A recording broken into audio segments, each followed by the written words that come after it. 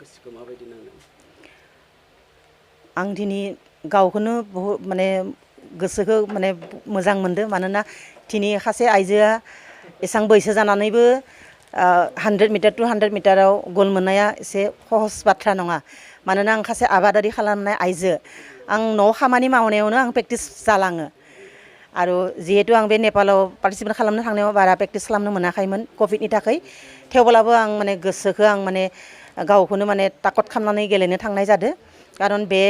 गेलेनायाहै माने अपेन international world मिट जादोंमोन आंनि लोगोहा माने 30-40 फोराबो माने पार्टिसिपेट खालामदो आं 30-40 नि लोगो पार्टिसिपेट खालामनाया मान खस्था नङा बेनिखायनो आं गावखौनो माने गोजोननाय मोनदो आसामनिफ्राय बा भारतनिफ्राय बेसेबांसो बेयाव जों आसामनि 19 जन आरो इन्डियानि 236 नोंथांखौ गेलेनो थाखाय सोरबा सुबुरुन होदोंमोन नामा रावबो होआखै बिटिआरनिफ्राय खेला गेलेनाय आगमुहुर्तआव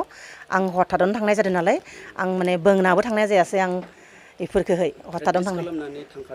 प्रेक्टिस माने एसे आं वर्ल्ड मिटनि कारनाव एसे प्रेक्टिस खालामबायनो थादो खिन्थु बे गेमाहै थारमाने हथादनो जादों आरो बेखायनो जों 5 कान्ट्रिया बहुत माने माबादो पार्टिसिपेट खालामदो चाइना नेपाल बांलादेश पाकिस्तान आरो इन्डिया नोंथाङा बबेयाव ओरैनो गल्ड मेडेल मोनबोनो हादों 100 to 100 आगोलावहा आंहै आंनि मेन इभेन्टआ आंनिया काबादिमोन काबादियाव आं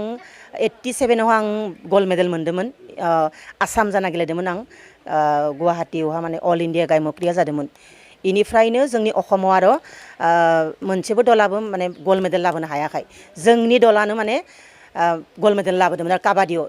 बिनिफ्रायनो आं माने दा गेलेगासिनो दं आं 90 सनाव आं हाबा जादों दा मा सन जाखो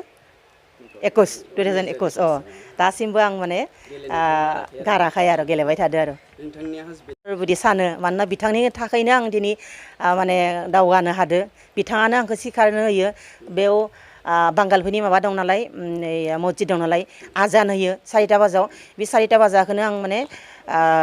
गोसोखांनानै आजान होनाय लोगो लोगोनो सिखारनानै आं प्रेक्टिस खालामो बिटिआर सरकार बा आसाम सरकारा जेनेबा लाभलिना बरगयारिनाव माने दासिम जेबो मोनफैयाखै खिन्थु दावबायसा सारा 2 लाख दोननानै आं माने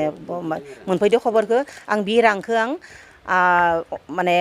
आं उन्दै सेंग्रा सिख्लाफोरखौ आं माने बे एकाडेमि खुलिबा आं इसोरखौ फोरोंगोन नालाय कर्स हिसाबै बे रांखौ आं इयुनाव बाहायगोन इयुन फैबाय थानाय सेंग्रा सिख्ला गेलेगिरि आं बिथांमोनखौ आंनिफ्राय रिक्वेस्ट खालामदो बिथांमोना दोलो दोलो फैनांगौ आं सासे हाबा जानाय आइजोआ जुदि गेलेनो हायोब्ला उन्दै सिख्ला जोहोलावफोरा मानो गेलेनो हाया बेखायनो इसोरखौ आं वेलकाम खालायदो आं माने हायिखौ आं फोरोंनाया आंनि माने मेन माने खामानि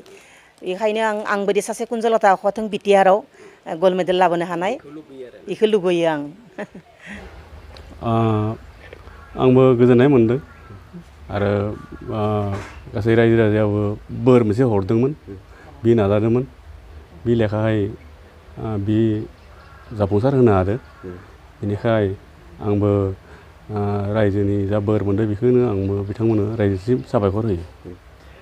जिहेतु कुन्जलता बर'आ नोंथांनि बिसि बियो मा समाव प्रेक्टिस खालामो आरो बियो माबायदि खेलानि जिथु इन्टारेस्ट बियो माबोरै नोंथाङा थुलुंगा होयो बेनि थाखाय बिथ' 1985 आवनो आगोलावनो गेलेदोंमोन होमबा माने बे काबादियाव नेसनेल माने गल्ड मेडेलिस्ट बिनि उनावबो गुबुन माबायावबो गेलेदोंमोन बि दा उनाव बे माबायाव आंनो माबाबाय आंबो सासे नेसनेल काबादि रेफारि बिदि हिसाबै जा माने कच बे गुबुनावबो दं बिनि अनगायैबो बे जोंनि बेयावबो दङ आं गावनो माबा लायो लोब्बा दङ फोरोंनायाव दा बेबायदियै थारमाने फुङाव आंनो सिखार होयो बिनि उनाव धर फुंनि 5 रिंगायाव बेखौ सिखारनानै फिल्डआव लाङो बे माने जेसेबां माने रुल दं नियम दं बेफोरखौ आं फोरोंनो हायो बिनि अनगायैबो मङलयावबो लाङो बेखौ आं सम आरो माब्ला सम मोनोबा थारमाने गुवाहाटी सरसजाय बेयावबो लाङो जिहेतु बेयाव सिन्थेटिक ट्रेकथ' बेनिखायनो एसे बे लेखायै जुदि फेस जानांगौबा हागोन ना हाया बिदि थारमाने आंबो माने बेखौ माने प्रेक्टिस खालायोमोन आरोखि मैया बावै बिटिआरनि इएम दावबायसा बर' बिथाङा कुन्जलता बर'नि जि गल्ड मेडेल मोननाय बेखौ गोजोननानै बिथांमोना बिटिआर सरकारनिफ्राय 2 लाख रां अनसुंथाइ होदों बिटिआर गभर्नमेन्ट बा आसाम सरकारनिफ्राय माबाफोर आरो अनसुंथाइ लुगैबावगोन नामा बे माबाखौ आं एसे मिथिदो खौरांखौ दे मोनसे मेसेज मोनदों आं बेखौ दा जोंनिसिम फैयाखै दा बेखौ लानानै आं मा बुंनो बिथांमोननिसिम गासै माने जा माने EM चिफ डिपुटि चिफ बिथांमोननिसिम आंनो साबायखर थाबाय आरो कुन्जलताया जेसेबां माने आगोलनिफ्राय गेलेयोमोन बेबायदि फिथाइखौ आगोलाव मोननांगौमोन लोगोसे साख्रि बाख्रि बहुत ट्राइ खालायबाय मोनासै दा बिदि हिसाबै बिथांनो जुदि मोनसे अनसुंथाइ होनायनि लोगोसे जुदि साख्रिनि मोनसे बेबस्था खालामना होयोबा बिथाङा इयुन माने सम लागि सलिनो हागोन आरो बा एकाडेमि माबा माबि खुलिनाय मोनसे बे सानगासिनो दं बे जाफुंसार जागोन बेनि